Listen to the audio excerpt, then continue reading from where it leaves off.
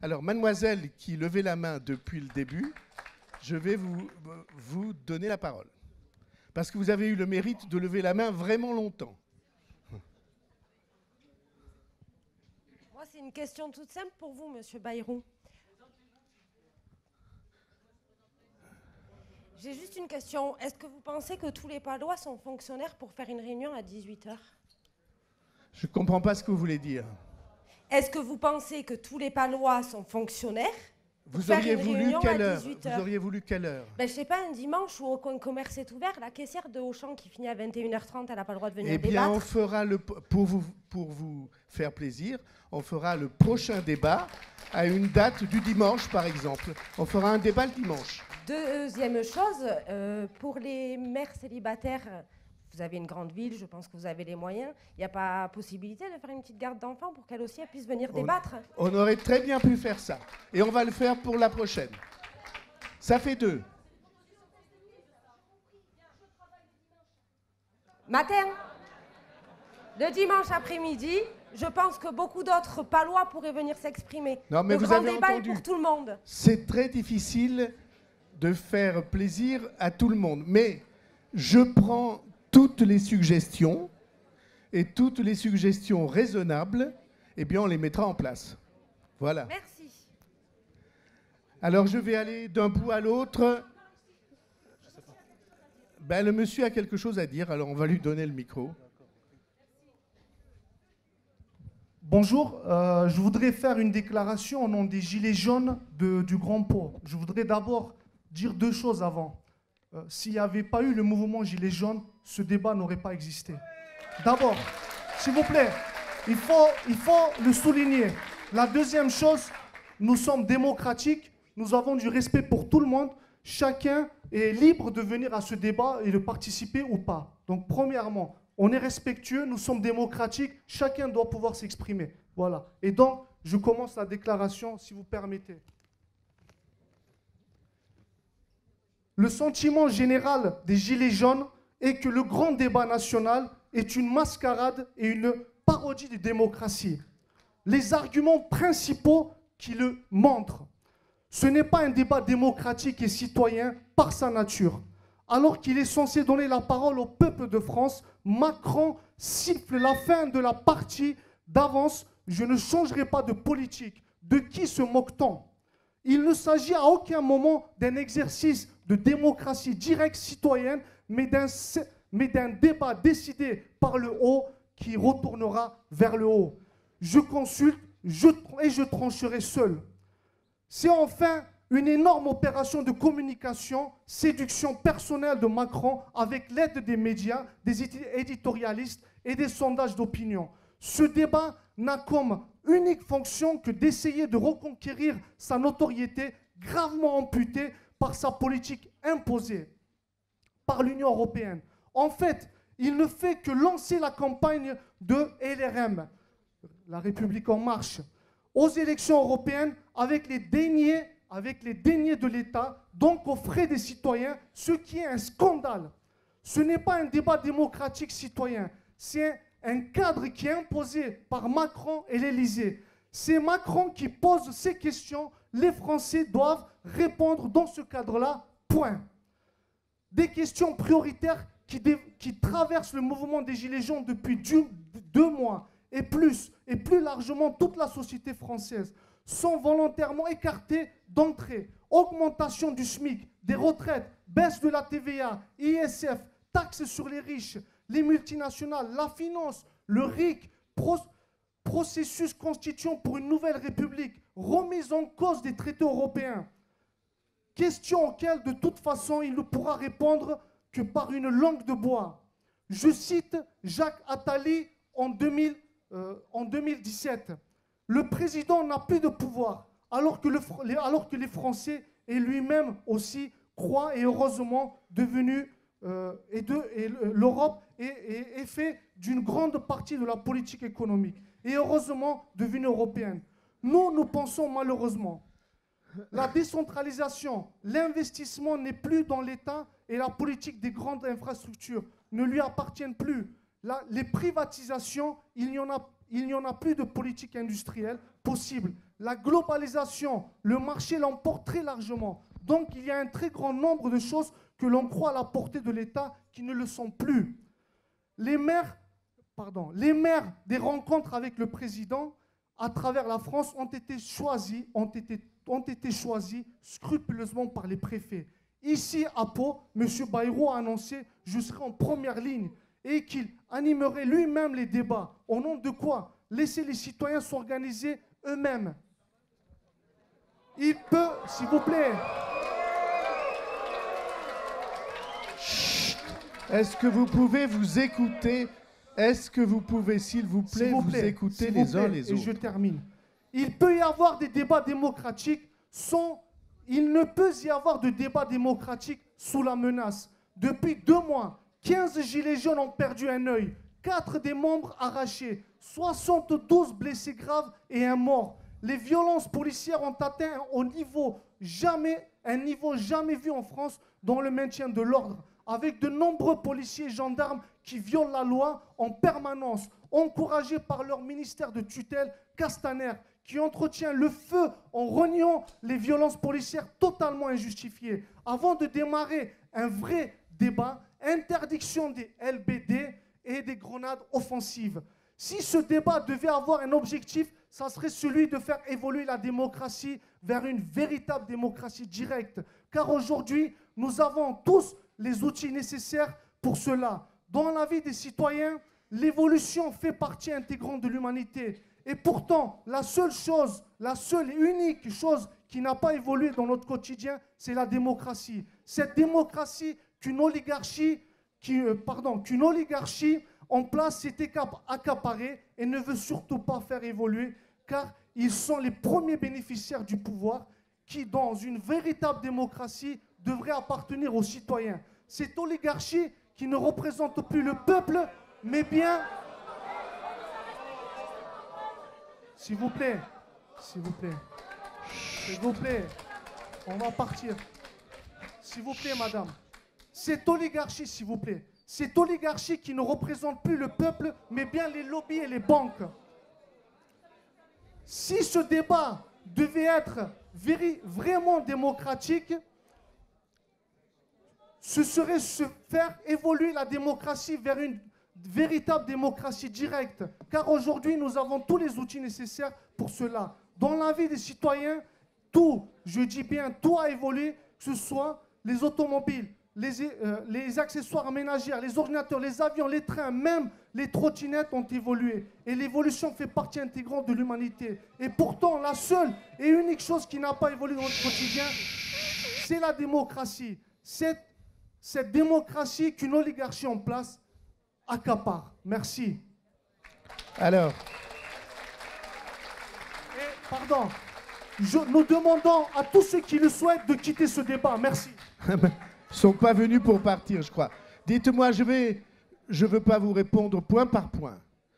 Mais je veux vous répondre, monsieur, comment vous a écouté? Écoutez le bout de réponse, parce que je ne vais pas répondre point par point. Mais je vais répondre sur 2 points. Le premier, c'est qu'il n'y a aucune question interdite. Aucune. Je répète, aucune question. Et d'ailleurs, hier, je dis... Attendez, laissez-moi répondre. Il a dit hier qu'il n'y avait aucune question interdite. Deuxièmement, il n'a pas dit ça, mais je ne veux pas ici être le porte-parole de qui que ce soit. Deuxièmement,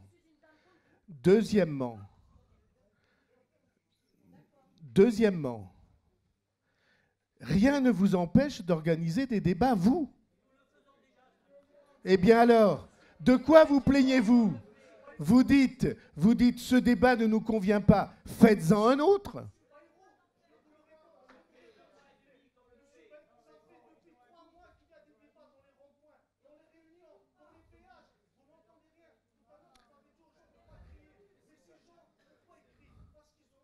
Non, il y en a qui crient parce qu'ils ne supportent pas une intervention trop longue de votre part. Il faut être honnête aussi et dire les choses comme elles doivent être dites. Voilà. Donc, il y a des cris dans les deux sens. Voilà. Donc, on a écouté votre intervention et donc maintenant, nous allons reprendre le débat. Et je fais attention d'alterner intervention féminine et masculine. Donc, une intervention féminine au deuxième rang. Oui, vous allez avoir la parole, madame, vous inquiétez pas. Monsieur le maire, bonsoir. Mesdames, messieurs, bonsoir. Moi, je remercie d'abord les Gilets jaunes pour quelques interventions qu'ils ont pu faire. Moi, maintenant, j'ai des soucis comme tout le monde, mais j'en ai un qui est énorme. Nous sommes commerçants et nous avons un grand souci, ça s'appelle le RSI. Alors, monsieur Macron nous avait dit, pendant la campagne, que c'était un impôt injuste, s'il vous plaît, monsieur, qu'il modifierait le calcul. On y a cru. On y a cru parce que c'est un monsieur qui apparemment sait compter. Moi aussi, monsieur, je n'ai pas été beaucoup à l'école. Les politiques, vous avez des fois des manières de nous parler avec des termes qu'on ne comprend pas toujours très bien. Mais par contre, je sais compter. Et moi, monsieur, le RSI, cette année, nous a pris 48%. Un salarié en cotisation sociale, sur le salaire net, on lui prend 28%. Nous, on nous a pris 48%. Mon mari est commerçant, il gagne, monsieur, il gagne 1,64 € par heure. Il travaille 220 heures par mois.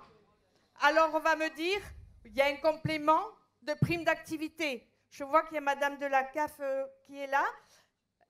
Alors, certes, il y a un complément. Ce complément, pour mon mari, c'est 211 €. Ça fait que, oui, effectivement, ça lui fait une sacrée augmentation, madame. Il touche 2,60 € de l'heure. Et comment on fait? Comment on fait? C'est un monsieur qui avait un petit pécule de côté pour voir pour ses enfants, peut-être ses petits-enfants un peu plus tard. Eh bien non, 360 € par mois, on ne vit pas. On ne vit pas. Et qu'est-ce qu'il fait, ce monsieur? Eh bien, il grignote et il mange son pécule.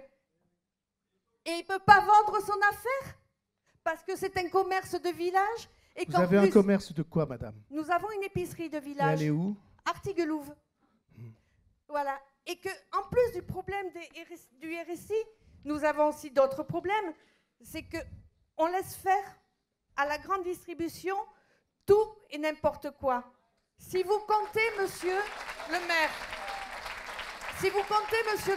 ne serait-ce que entre la place de Billère et le rond-point de l'Europe, le nombre de grandes surfaces, de moyennes surfaces, de commerces bio, pas bio, boulangerie, c'est inimaginable. Et vous avez des institutions comme la boulangerie Hameau, qui a fermé au bout de 43 ans, qui a été obligée de fermer parce que son fils voulait reprendre et c'est irreprenable. Et après, on nous dit mais que le français arrête de se plaindre. Mais monsieur, moi, je ne veux pas me plaindre. Moi, je veux pouvoir vivre du travail.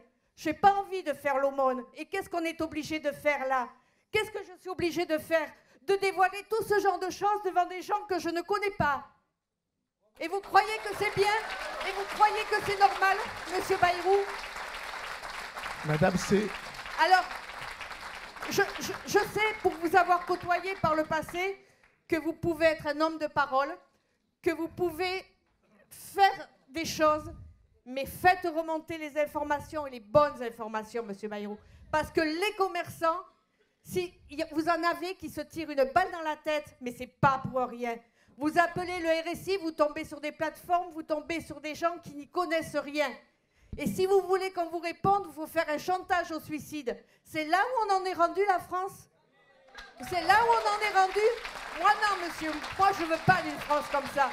Moi, je ne veux pas d'une France comme ça. Alors... Et un RSI qui nous prend 6 000 € ou 4 000 € par an, vous savez combien il va lui donner à la retraite? Vous savez combien?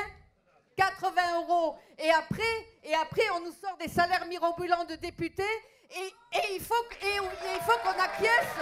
Et il faut qu'on acquiesce. Nous, tous les jours, on se lève pour travailler, on ne sait pas si on pourra bouffer le lendemain. Il faut qu'on acquiesce Vous savez, je ne veux pas être vulgaire, monsieur Bayrou, je ne veux pas être vulgaire, mais j'ai l'impression de baisser le pantalon tous les jours. Et ça me plaît pas. Et ça me plaît pas. C'est pas normal. C'est pas normal de travailler 220 heures par mois. Je demande pas des paradis, je demande rien. Je veux vivre. Et on ne peut pas vivre d'un commerce. Et vous savez pourquoi il a acheté un commerce, mon ami? Je vais vous le dire pourquoi. Parce qu'à 50 ans, il était dans commercial. Et puis à 50 ans, on est trop vieux pour être commercial. On vous fout dehors. Alors il est allé à Pôle emploi. Mais à Pôle emploi, ils n'en ont rien à faire. On ne lui a jamais rien proposé. Eh bien, il a dit, il me reste quand même 12 ans pour arriver à la retraite. Et voilà, il a investi son pécule pour rien. Pour rien. Il a tout bouffé, il bouffera tout, il va crever la bouche ouverte.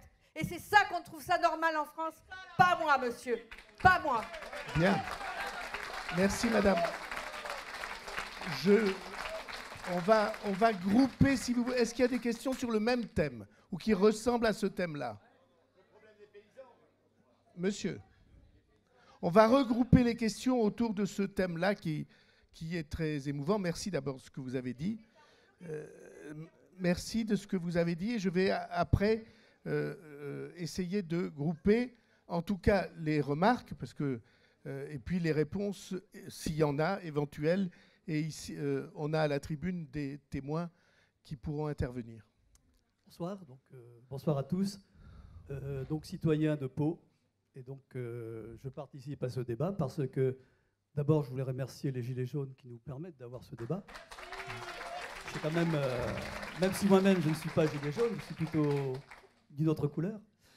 Ce premier point, je crois, monsieur le maire, que vous avez bien fait de rappeler des éléments d'histoire récente de notre pays, en particulier 95 et 2005 et 2007.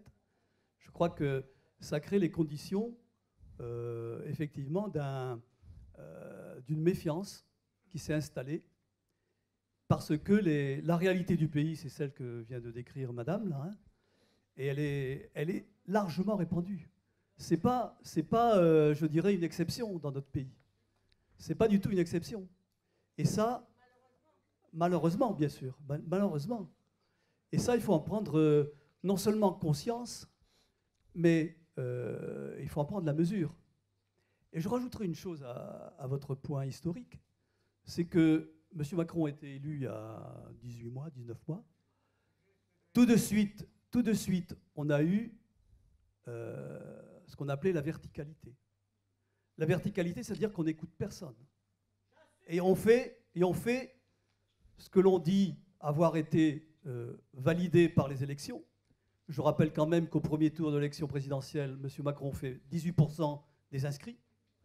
Donc c'est une très petite minorité. Oui, Ajoutons que tous les autres ont fait moins. Absolument. J'ai pas dit et même beaucoup moins. Pas beaucoup moins, parce que c'était entre... Non, tous les autres. Non. Ben, vous avez des candidats qui ont fait 2%. Oui, vous avez raison, mais il y en a d'autres qui ont fait pas très loin de M. Macron. Hein. Donc, c'est pas ça. Mais le fait, quel est-il? C'est que cette verticalité a fait que le pays ne se sent plus représenté. Et ça, vous l'avez dit, et je suis d'accord avec vous. Et ça, c'est un vrai problème. Donc, ce débat, il est bienvenu, grâce aux Gilets jaunes, grâce peut-être aussi aux luttes qu'il y a eu par ailleurs sur certaines mesures qu'a faites M. Macron. Mais ce sera une réussite. Et là, moi, je comprends les inquiétudes qui ont été exprimées tout à l'heure, à savoir, que va donner ce débat? Bon, j'ai vu que vous avez pris des précautions, mais l'important, ça va être qu'est-ce qu'on va retenir, qu'est-ce qu'on va synthétiser et quelles seront la suite à donner à ce débat. Monsieur, on n'est pas sans là pour vouloir parler... vous contredire. Non, mais je termine simplement. Oui. Hein. Merci. Je termine simplement. Moi, je pense que dans notre histoire, nous avons des moments où des grands débats ont permis d'avancer, et je souhaite que ce soit le cas cette fois-ci. En tout cas, moi et d'autres, nous nous engagerons pour que ce soit cette réalité-là qui prédomine. Merci beaucoup. Sans vouloir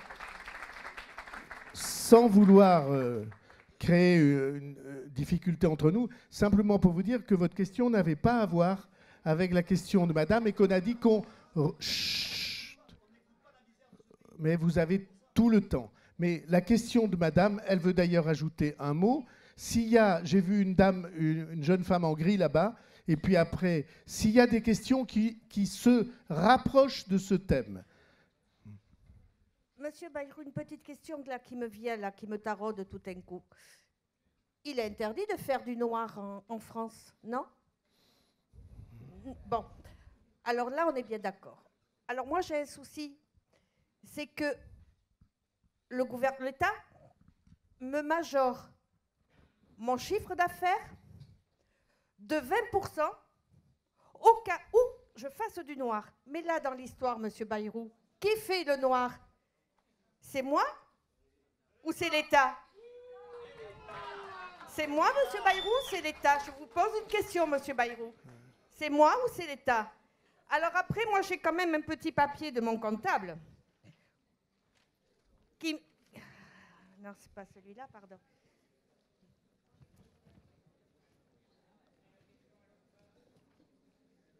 Voilà, j'ai le papier du calcul de mon RSI. Vous voyez, moi, je ne viens pas les mains vides parce que j'aime bien parler de sujets que je peux maîtriser un peu. Alors, on me marque montant de cotisation sociale obligatoire et facultative. Alors, j'ai un montant de cotisation sociale obligatoire, donc là, je comprends ce que ça veut dire, mais j'ai un montant de cotisation sociale facultative. Entre parenthèses, XJ, ça me coûte quand même 1 610 €. Mais j'ai regardé dans le dictionnaire facultatif, ça veut bien dire le sens qui n'est pas obligatoire. Oui. Et qui vient, c'est un homonyme de optionnel. Je ne comprends pas tout. Pourquoi c'est pas clair le calcul du RSI? Attendez, je vais d'abord donner la parole là-bas pour des questions semblables, et puis après on essaiera de trouver, non pas des réponses, mais en tout cas des idées. Voilà. Non, écoutez, ceux qui protestent au fond, on vous a écouté, on vous écoutera encore. Mais excusez-moi, je tiens à ce que tout le monde puisse s'exprimer dans la salle. Vous n'allez pas interrompre les gens qui, dans la salle, s'expriment. Il faut que tout le monde s'écoute. Voilà. Bonjour à tous. Alors moi, j'avais 2 questions en particulier. Je travaille moi également dans le commerce. Excusez-moi. Je travaille également dans le commerce. Malheureusement, moi, le mouvement des Gilets jaunes, il m'a coûté très cher. C'est-à-dire que j'ai quand même eu des gens que j'ai dû renvoyer chez eux parce que les clients ne venaient plus. Donc, voilà. Non, je suis désolée, mais il faut quand même aussi se rendre compte d'une certaine réalité. C'est que, oui, vous êtes mécontents, mais vous avez des conséquences sur les gens qui travaillent. Moi, j'ai renvoyé des gens chez eux, des gens que je paye, et je leur ai dit, vous retournez chez vous, parce qu'à l'heure actuelle, je n'ai pas un client, et je ne peux pas vous payer à rien faire, pour le coup, parce que je n'avais personne. Et c'est quand même un mouvement qui nous a fait beaucoup de mal, parce que ces gens-là, je ne peux pas les mettre au chômage, je ne peux pas les renvoyer chez eux. Enfin, voilà. Vous avez un commerce de quoi et où? Alors, moi, je travaille dans une grande entreprise. J'ai chez ceux-là. Mais moi, mes gars, je leur ai dit, à un moment donné, vous êtes là, vous n'êtes là pour rien. Pour rien. Et ça leur a coûté, leur prime, ça leur a coûté beaucoup de choses. Et donc, j'ai un mari qui a monté son entreprise. Et moi, par rapport à ça, c'est lui qui m'a demandé de faire ça. C'est qu'à l'heure actuelle, il se paye. Il se paye le minimum qu'il puisse se payer parce que les charges coûtent énormément.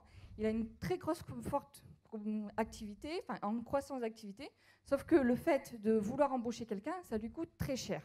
Ça lui coûte très cher. Lui, il est en CDI, il s'est mis dans sa société en CDI. S'il veut embaucher quelqu'un pour un surcroît d'activité, ça lui coûte très très cher. C'est très compliqué pour lui. Et est-ce que, alors c'est une proposition, c'est lui qui m'a demandé de la faire, pour les entreprises un peu réduit, parce que lui, il est il va embaucher un CDI sur 3 mois parce qu'il ne peut pas se permettre plus, parce qu'il se dit, si je prends un CDI et que j'ai une baisse d'activité, je fais quoi de mon CDI? Voilà, ou il se paye plus, enfin voilà, c'est un peu compliqué. Est-ce que pour les entreprises, les PME en tout cas de moins de 5 salariés ou moins de 3 salariés, peu importe, de faire en sorte qu'on puisse réduire ces charges pour ces entreprises? Voilà. Merci. On prend note au fond, hein, vous prenez note. J'avais une deuxième chose. Moi, actuellement, je suis enceinte de 6 mois. J'ai une amie qui a accouché il n'y a pas très longtemps et elle voulait faire inscrire son enfant en crèche. Et on lui a dit, ah ben non, vous êtes refusé, les places sont limitées. Je comprends tout à fait. C'est un réel problème en France, les places dans les crèches. Et il y avait tout un tas de critères, priorité à certaines personnes, sauf que quand moi j'entends priorité aux chômeurs, je comprends qu'il y en a qui sont dans la panade, sauf que quand nous on travaille, c'est indispensable de faire garder son enfant. Et ça, c'est un critère que je ne comprends pas à l'heure actuelle. Ça, c'est un autre sujet, si vous voulez bien, mais j'ai écouté qui avait une question sur le même sujet que... Non, mais est-ce que c'est le même sujet? Non. Ça n'est pas, madame, ça n'est pas parce qu'on demande la parole depuis très longtemps qu'on va traiter du sujet posé par ces dames-là. Et moi, ça m'intéresse qu'on groupe les questions autour du même sujet. On en a jusqu'à minuit, si vous voulez, il n'y a pas de problème. Est-ce que c'est le même sujet?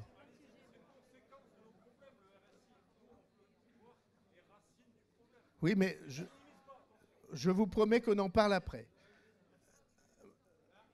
Madame, c'est la même question? Oui. Donc voilà, moi je vais parler encore du RSI. Ça fait 17 ans que j'ai un institut de beauté. Je travaille toute seule, je n'ai jamais eu les moyens parce que je veux garder la qualité d'avoir un salarié. Parce que pour avoir la qualité, on ne peut pas payer un salarié. Et depuis 17 ans que je travaille, ça fait 3 ans que je suis à la retraite et que je travaille parce que je suis obligée, parce que ma retraite est toute petite. Et vous savez combien que je touche de RSI? Heureusement que j'étais salariée. Heureusement que j'étais pendant des années salariée, parce que pendant 17 ans, 39 € par mois. Bon, autre chose. Donc j'ai un tout petit bénéfice, bien sûr, un tout petit. Hein. Et depuis que Macron a proposé de donner des formations plus nombreuses aux salariés, je pense que ce sont les salariés de chez Total et des grosses boîtes qui en profitent, hein, sûrement. Enfin, peut-être que je me trompe. Mais enfin, avec mon tout petit bénéfice, eh bien, en février, il m'augmente le RSI de 118 € pour la formation et en novembre de 200 et quelques pour la formation. Heureusement que je prends ma retraite en février, fin février. Mais c'est honteux, honteux. Voilà ce que j'avais à dire. Je vais vous répondre après. Est-ce qu'il y a des questions sur le même sujet? Pardon? Oui, mais quand on changera de sujet, si vous voulez bien. Madame.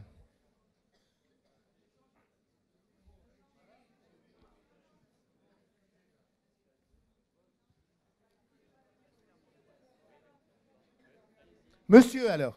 On a dit qu'on faisait alternance... Il est galant, il me laisse la parole. Alternance de genre. Bonsoir à tous et merci aux Gilets jaunes. Je me présente, je suis commerçante en centre-ville de Pau. Nous remercions les Gilets jaunes qui nous permettent d'avoir ce débat ce soir. La fiscalité du commerçant indépendant... Avouons, madame, que nous en avons eu d'autres depuis quelques années. Sans succès. Mais on n'a pas toujours de succès, mais on a des débats. Mais je vais vous poser des questions directes auxquelles vous allez pouvoir répondre, j'espère. La fiscalité, je remercie cette dame qui a témoigné tout à l'heure, parce que la fiscalité du commerçant indépendant en centre-ville ne cesse de progresser. La CFE, donc vous êtes en partie, comment dire, le chef d'orchestre sur la contribution foncière des entreprises, qui a remplacé la taxe professionnelle qui devait disparaître, mais qui a été remplacée par une autre taxe. Cette CFE a encore augmenté cette année. Non. Elle a triplé. Oui. Je pense qu'on a des exemples. Ça, c'est Artiguelouve. Non, mais sur non, Pau. Je ne sais pas, mais il y a des raisons locales. Sur Pau, elle a augmenté. Elle augmente tous les ans, monsieur le maire. Nos clients sont de plus en plus... Je vous répondrai après, vous le savez. Nos clients sont de plus en plus taxés. Avec le parking de Verdun payant, la voiture Lapi qui distribue 300 PV par jour et réalise 1 million d'euros de recettes.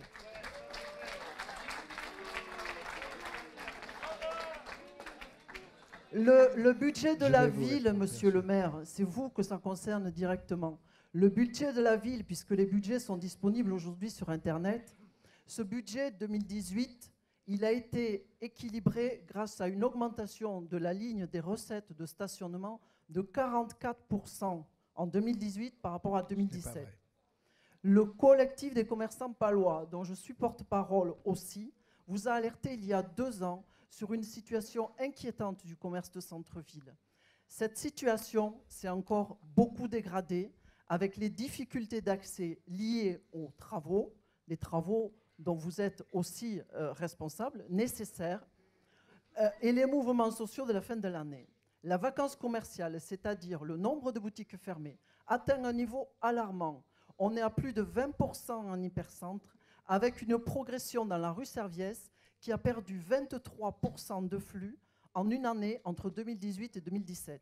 Le centre-ville a perdu 198 emplois en 2018. Sur une seule année, 198 emplois. Nous estimons sur les 5 dernières années à environ 1000 emplois perdus en centre-ville.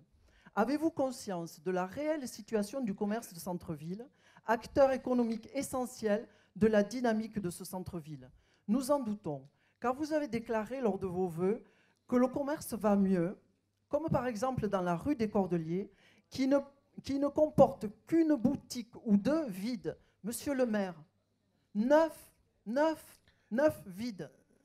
Des solutions existent pourtant, comme par exemple à Mulhouse, qui avait le record de France de vacances commerciales, c'est-à-dire de nombre de boutiques vides en 2011, soit 14%. Je rappelle qu'on est à plus de 20% aujourd'hui à Pau, et qui a réussi à faire venir depuis 2011 en centre-ville 470 nouvelles enseignes. Je précise que les commerçants palois et la Cité des Idées ont fait venir ce manager de centre-ville de Mulhouse, on a payé ses frais grâce à une collecte auprès des commerçants afin de lui rembourser son déplacement. Il est venu, nous avons invité des élus, nous avons invité la CCI. Malheureusement, nous étions en déficit d'élus. Moi, jamais. M'auriez-vous invité? Je serais tous les élus dont vous... Peut-être, mais moi, je n'étais pas invité. Alors, mais je vais vous répondre. Est-ce que je puis seulement vous dire que ce n'est pas un débat municipal? C'est un débat beaucoup plus large. Je peux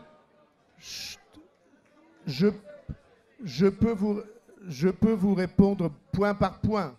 Vous savez bien que les chiffres que vous avancez, je vais vous avancer le contraire. Je peux dire une seule chose. D'abord, c'est une thèse que vous défendiez déjà il y a 10 ans dans une autre association. Et donc, je reconnais votre constance, mais vous avouerez que ça n'est pas le sujet. Pau perdait en moyenne 200 commerces tous les ans. Tous les ans. Puis on est passé à 100. Lorsque nous sommes arrivés, on est passé à moins de 50. Et cette année, pour la première fois, on est à plus 35 commerces hors auto-entrepreneurs. Parce que vous m'aviez refusé en disant « vos chiffres sont faux parce que c'est les auto-entrepreneurs ». Ce n'est pas vrai. 35 commerces. Alors, vous êtes une association, ou en tout cas un collectif. Un collectif. Vous êtes une association. Il y a une autre association de commerçants palois, beaucoup plus nombreuse que vous ne l'êtes, qui ne tient pas du tout, qui n'a pas la même analyse que la vôtre.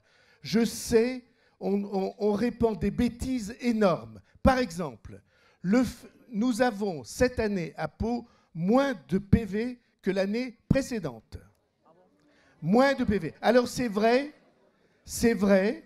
qu'on n'a plus 40 ASVP qui mettaient des PV. Nous avons maintenant des moyens plus modernes, mais nous avons moins de PV qu'il n'y en avait avant. Cela dit, si vous permettez, je pense qu'il faut clore sur la polémique que nous avons, et nous aurons 20 occasions de la développer entre nous, peut-être de nous convaincre un jour, mais en tout état de cause, parce que vous ne pouvez pas dire que du côté des Halles, il ne se passe rien. Vous ne pouvez pas dire que du côté des façades de Pau, il ne se passe rien. Vous ne pouvez pas dire que les Galeries Lafayette ne vont pas se réinstaller avec un commerce superbe en face de chez vous, en face de votre magasin. Et vous allez donc en profiter. Tout ça, c'est un effort que beaucoup de gens reconnaissent. Je vous propose qu'on ne se focalise pas sur le centre-ville de Pau, parce que ce n'est pas le sujet pour lequel des centaines de personnes sont venues ici. Ils veulent parler de la société française et des très grands enjeux. Nous aimerions prendre date, monsieur le maire, pour vous rencontrer. Nous nous sommes rencontrés. Le problème n'est pas réglé. Et souvent, et je vous propose qu'on se re-rencontre. Voilà. Ok. Chut. Alors, On va changer de sujet si vous voulez bien. Je vais répondre en quelques mots. On est toujours sur le même sujet? Allez-y, monsieur. Excusez-moi, je ne voulais pas vous priver de parole. Monsieur le maire, bonsoir. Mesdames, messieurs, je voudrais qu'on développe un peu le sujet de ce qui concerne les retraités. Parce que non, c'est pas le sujet. Attendez, après. Si, c'est l'impôt, là. Oui, mais après. Le RSI, c'est l'impôt. Ça va venir. Je vous propose qu'on attende parce qu'on a eu des questions qui étaient extrêmement précises. Je voulais juste dire, dans un pays où on va à la banqueroute, on s'est moqué des Grecs, mais bon, on s'en approche. Est-ce qu'on n'est pas en train, vu qu'on n'a plus de moyens pour beaucoup de choses, est-ce qu'on n'aurait pas tendance à taper sur la tête de quelques personnes, enfin, une catégorie de Français qui ont fait des efforts dans leur vie pour aboutir et avoir un patrimoine, et que là, on est en train de les taxer, tant et plus. Ça commence avec les CSG, le patrimoine va être imposé également. Là, il y a une part d'injustice, à mon avis. Voilà. Merci. Je vous propose de clore les questions commerciales et sur le RSI. Je vais donner la parole à Madame Paris. Non, RSI, c'est Fabienne Bascou. Bonsoir, mesdames, messieurs. Je ne vais pas faire une réponse technique parce que c'est impossible, puis ce n'est pas le lieu. La question du RSI, c'est une question qui est sous-jacente depuis de nombreuses années. Et M. Macron n'a fait que poursuivre une réforme qui était déjà mise en œuvre. Alors, voilà, tout ça pour dire que... Alors, pas vraiment. Il y a aussi une modification avec un transfert qui ont été faits vers l'URSSAF, notamment pour ce qui est du recouvrement. Alors, la question du RSI, c'est vrai que c'est quelque chose qui pèse beaucoup parce que nous avons une approche totalement différente. Les personnes qui sont affiliées au RSI, ce sont soit les commerçants, soit les dirigeants de sociétés qui sont majoritaires. Et là, le calcul, c'est surtout une question d'approche. Globalement, jusqu'à, je dis ça sous le contrôle de l'expert comptable, s'il y en a un là, globalement, jusqu'à 30 000 € de résultats bénéficiaires ou de prélèvements, le RSI est largement plus favorable aux commerçants que l'affiliation sécurité sociale. Je le confirme. Ceci dit, c'est une approche qui est un petit peu technique parce que, par exemple, on prend le revenu net et on recalcule un brut, tandis que quand on paye un salaire, on part d'un salaire brut et on déduit des charges sociales. C'est là toute la différence. Voilà. C'est vrai que c'est une sanction. Et alors...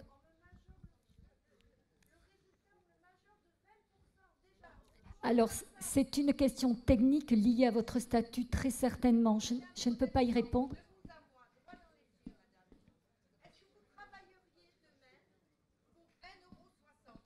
Alors, si vous pensez, madame, que vous travaillez pour 1,60 €, c'est parce que vous travaillez un nombre d'heures très important en regard du revenu que ce travail vous procure. C'est la lecture que l'on peut en faire. Je peux me permettre de parler du RSI parce que je suis affiliée RSI, donc je connais parfaitement ce domaine. Alors, la prime d'activité, il faut quand même préciser que la prime d'activité... Non.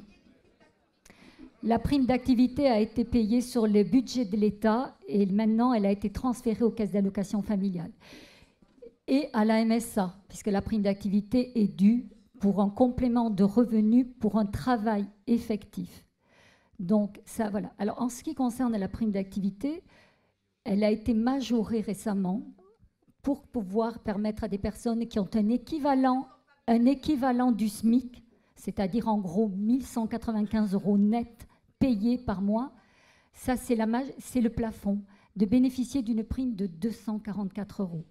dont vous êtes sûrement dans des revenus inférieurs. C'est pour ça que vous avez une prime d'activité, ou alors supérieure. Alors, il y a une question qui a été posée par madame tout à l'heure. concernant la crèche. Aujourd'hui, au travers de ce qui vient d'être évoqué, j'ai l'impression qu'on évoque, sans le vouloir, la quadrature du cercle. Parce que les cotisations sociales, ce sont les prestations qui peuvent être allouées aux autres ou à nous-mêmes.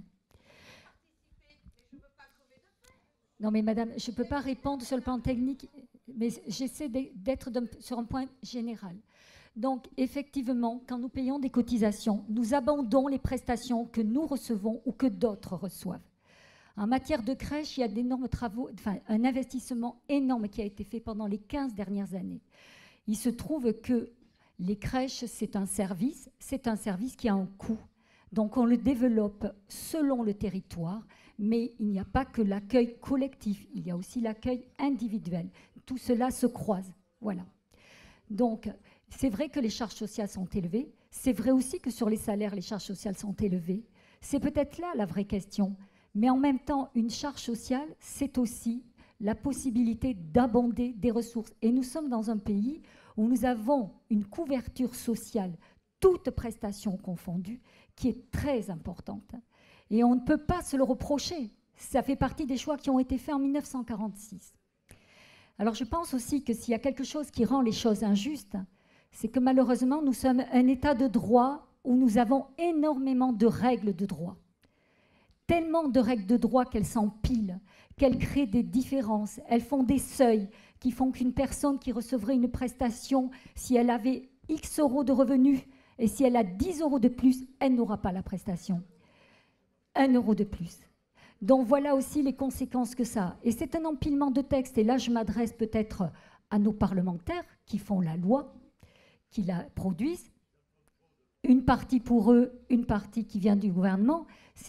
La prestation sociale, c'est quand même un acte politique où on diminue les prestations, où on les augmente. Mais on ne peut pas le faire sans recevoir la ressource qui va en face. Donc, alors, la vraie question... La vraie question... Il me semble que quand... Il me semble, mais peut-être que 200 ans ont fait changer les choses, mais qu'il me semble que quand on a donné une indemnité aux députés, c'était pour éviter qu'ils soient soudoyés par la population. Et aujourd'hui, mais j'ai pris un préalable. J'ai pris un préalable. Je suis désolée, j'ai toujours le sens de la provocation, mais j'ai pris un préalable qui est que aujourd'hui, nous avons peut-être laissé filer le train sans y regarder de plus près. Mais c'était bien l'intention du départ. Monsieur, il y a un mot que vous n'avez pas le droit d'employer, et je ne vous le laisserai pas employer ici. Peut-être moins que vous. Je trouve inadmissible. Je trouve inadmissible. Oh, je trouve inadmissible. Je trouve inadmissible. Je trouve... Vous dites n'importe quoi, monsieur. N'importe quoi. Et je voudrais bien connaître votre situation personnelle. Vous êtes quoi? Fonctionnaire où ça? Vous êtes à l'hôpital de Pau. Et vous voulez expliquer de quelle manière vous y êtes entré? Voilà. Voilà, je connais très bien les choses. Je connais très bien les choses. Donc, ce que je veux dire ici, c'est qu'on n'a pas le droit de porter les uns contre les autres des accusations de cet ordre. On est là. Oui, vous pouvez siffler, mais je regrette infiniment. Moi, je suis là pour faire défendre le respect entre tous ceux qui sont là.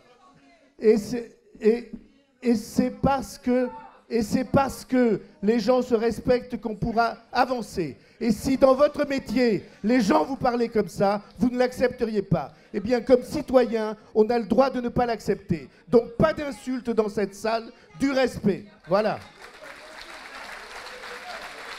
Ben, vous avez dit que vous êtes des voleurs. C'est pas une insulte. C'est pas une insulte.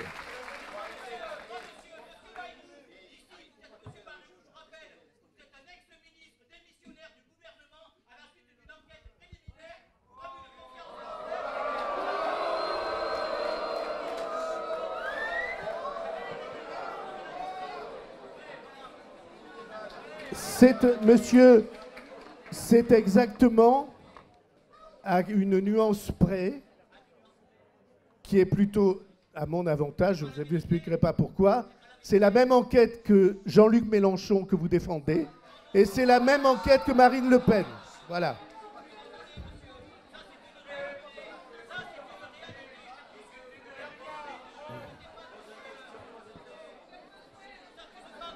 On continue.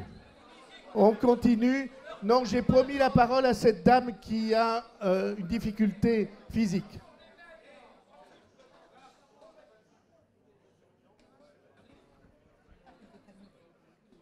Bonsoir Monsieur Bayrou, bonsoir tout le monde. D'accord. Voilà, je ne suis pas du tout habituée à parler au micro, donc je m'en excuse. J'ai d'ailleurs pris un petit papier pour plusieurs raisons. Donc la première, c'est voilà, parce que je suis impressionnée d'être là, de parler devant tout ce monde. La deuxième, c'est pour essayer de ne pas oublier les choses principales. Et la troisième, c'est, si vous le permettez, à la fin, pour pouvoir vous remettre ce papier avec une copie qu'il y a derrière. Voilà. Donc moi, je ne sais pas comment vous voulez appeler mon sujet, peut-être fin de mois difficile.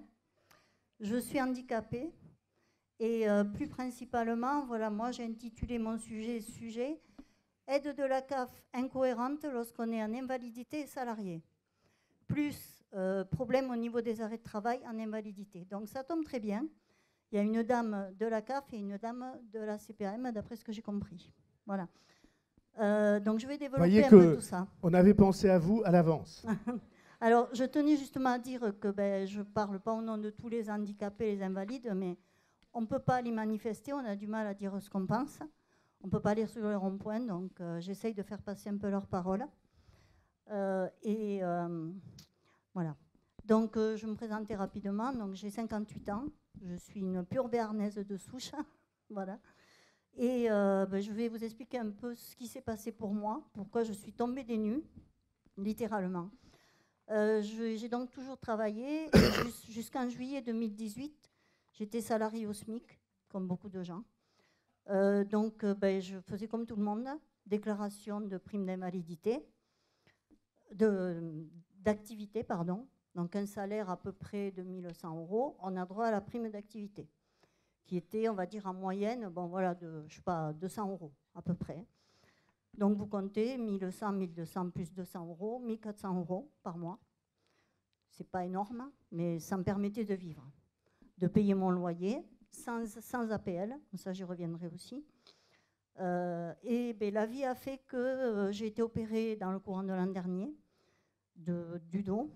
Pour ça d'ailleurs que je ne peux pas rester longtemps assise ni debout. Avec également une grave opération au niveau de la cage thoracique.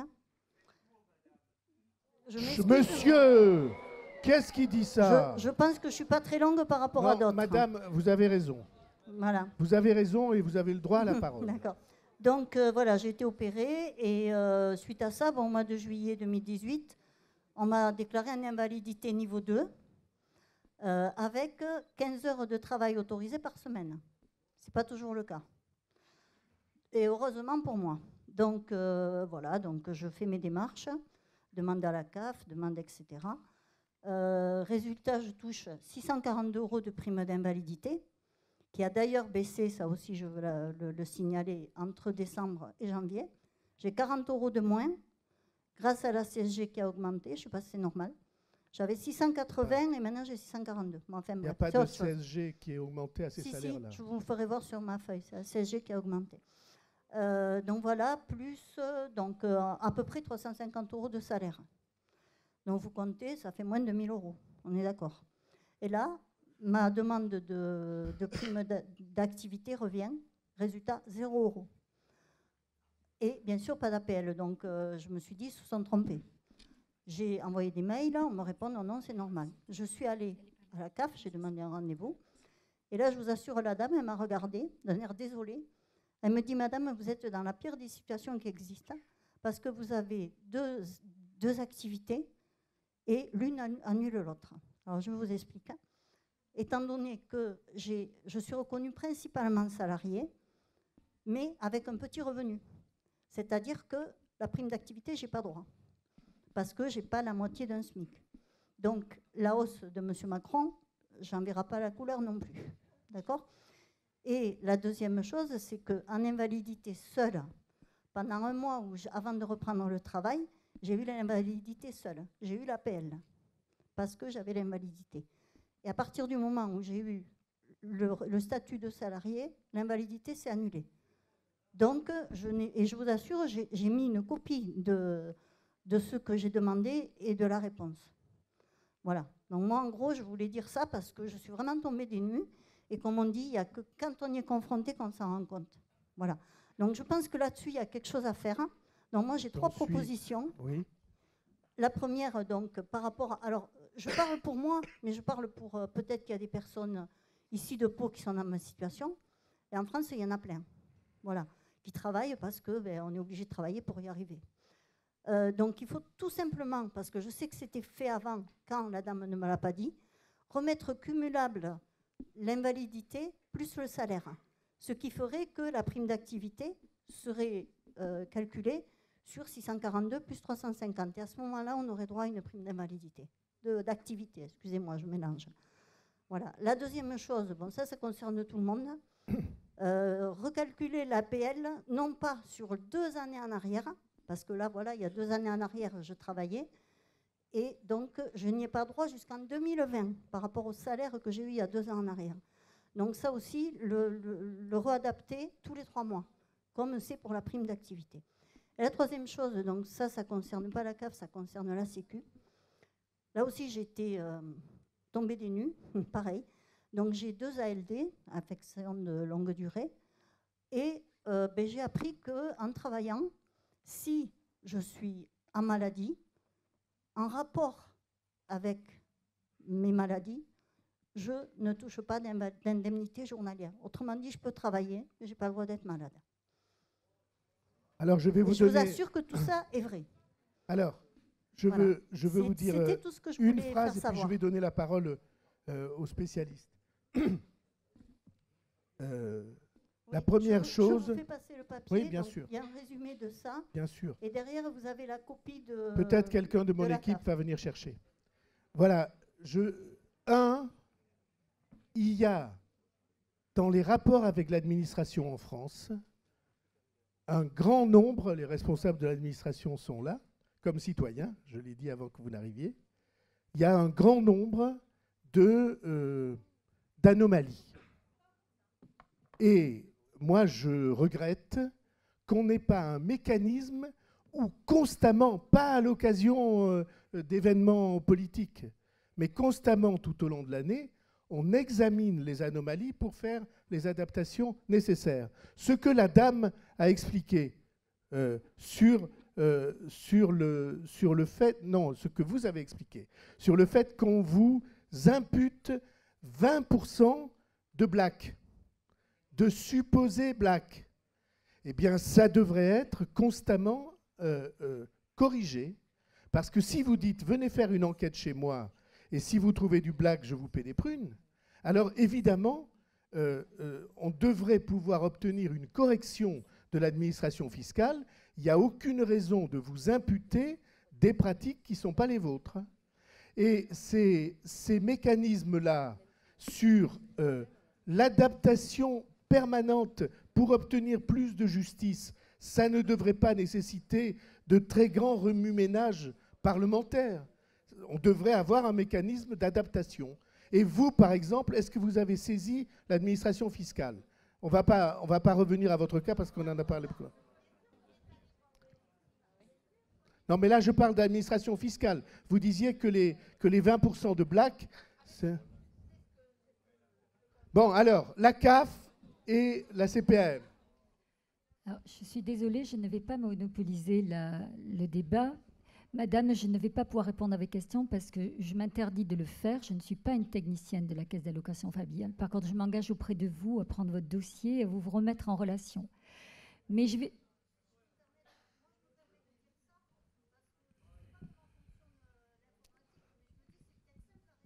Non. Je m'adresse... Je pense qu'on est dans un débat et qu'on évoque des problèmes et le but, c'est de trouver des solutions pour les apporter sur le débat public. Et je pense qu'on souffre en France d'un énorme problème. Je le redis, je vais vous paraître m'éloigner de la réponse, mais c'est la multiplication des textes, des lois, des règlements. Oui. Oui. Messieurs les élus, quand vous êtes en situation de prendre des initiatives politiques, il se trouve que vous pour mettre en œuvre votre politique, vous légiférez, vous prenez des décrets d'application, mais vous faites ça en empilement. Aujourd'hui, la CAF, comme les autres organismes, pareil, la MSA, pour attribuer 18 prestations, nous devons gérer 20 000 règles de droit. Et je dis bien 20 000. Autant dire que si nous n'avions pas l'informatique, ça serait impossible. C'est impossible. Pourquoi? Parce que toutes ces règles, certaines de ces règles se télescopent. Alors quand on met un projet de loi en place pour une prestation ou pour une action, il faudrait le mettre en place, l'évaluer, se donner les moyens avec un certain délai de dire c'était comme ça qu'il fallait le faire ou pas. Ça, c'est le travail de l'État, du gouvernement et des députés. Voilà. Et ça, s'il y a quelque chose à réformer, c'est bien ça. C'est cet empilement. Nous adorons les textes en France. Nous sommes un État de droit, nous adorons nous protéger. On est drogués aux textes, que d'ailleurs, qui se contredisent entre eux et que beaucoup de gens ne lisent pas. Et quelquefois ne sont pas abrogés. Et alors la CPAM. Bonsoir, merci beaucoup d'être là. Alors pour vous donner juste une petite indication, Fabienne et moi on est dans les organismes de sécurité sociale, on est complètement bénévoles et on a chacune nos entreprises, donc on connaît aussi le problème des chefs d'entreprise. Hein. Donc madame, pour vous répondre, pareil, hein, je ne suis pas une technicienne et je vais abonder malheureusement dans le sens de Mme Bascou, c'est-à-dire que la sécurité sociale va prendre des décisions en fonction des cas qui sont de plus en plus complexes. Les situations sont de plus en plus diverses et on va devoir prendre des décisions en fonction d'une loi, d'un texte législatif et le législateur, ce sont nos députés. Voilà. Donc votre problème, c'est vrai qu'il existe, on l'a déjà fait remonter. Mais avant, il va devoir d'abord remonter auprès de la CNAM, qui est la Caisse nationale, qui va devoir l'étudier, qui va devoir voir quelles sont toutes les implications au niveau national, qu'est-ce que ça va faire, le coût que ça va engendrer. Et éventuellement, s'il y a une réforme à faire, la CNAM va proposer à plusieurs députés un projet de loi là-dessus et ça devra passer devant le Parlement. Donc pour vous dire, madame, pour votre problématique, on va mettre des mois, voire peut-être quelques années pour pouvoir le résoudre parce qu'on est dans un état... Mais je suis désolée, c'est pas moi. Hein. On est dans un état démocratique qui a voulu un Parlement, qui a voulu une législation, qui a voulu des lois pour lesquelles on s'applique dessus. Par contre, je ne sais pas, madame, mais je ne suis certainement pas députée moi-même.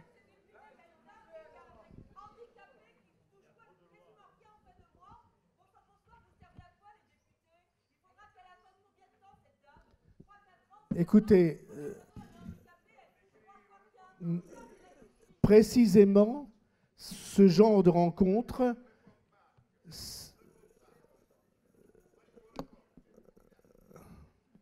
qu'est-ce qu'il dit, lui? Hein?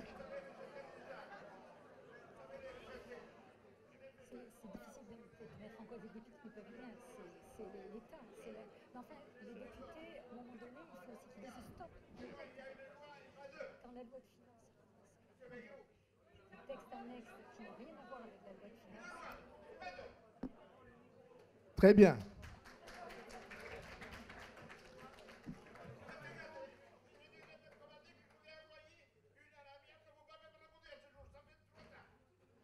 Monsieur, vous avez un dossier indéfendable. Vous avez un dossier indéfendable et sur beaucoup de points. Si vous voyez ce que je veux dire. Voilà. Parce qu'il se trouve qu'aussi on peut savoir des choses. Bon. Non, non, non, non, non. On va continuer. On vient d'entendre cette dame. Vous réussirez pas à empêcher les gens de parler.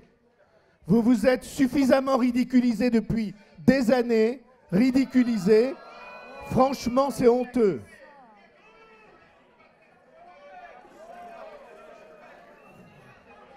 Allez voir sur Internet. Allez. Bon. Très bien. Monsieur.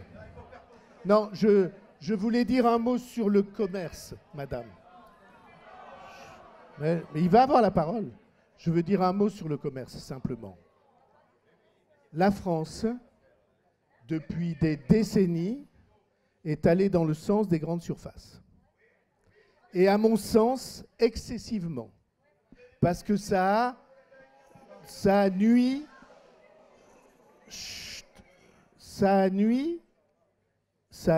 au tissu humain, commercial, qui est très important dans une société comme la nôtre. Je trouve que c'est excessif. Mais il arrive aussi qu'il y ait des commerces qui ne répondent pas à l'attente des citoyens. Parce qu'après tout, si nous n'étions pas contents des grandes surfaces, nous ne serions pas clients des grandes surfaces. Voilà, c'est ce que je voulais dire. Il y a des commerces qui tombent. Je suis né dans un village où il y avait 2 épiceries. Il n'y en a plus. Mais peut-être on peut se regrouper avec des coopératives d'achat. En tout cas, moi, c'est ce que je pense. Chut. Mais cela dit, je suis défenseur de ce tissu-là. Simplement, l'importance des grandes surfaces, notamment des autorisations qui ont été données à Pau pour les grandes surfaces, et qui sont très importantes, plus importantes que dans beaucoup d'autres villes. Mais une fois qu'elles sont là, vous ne pouvez pas les supprimer. Monsieur,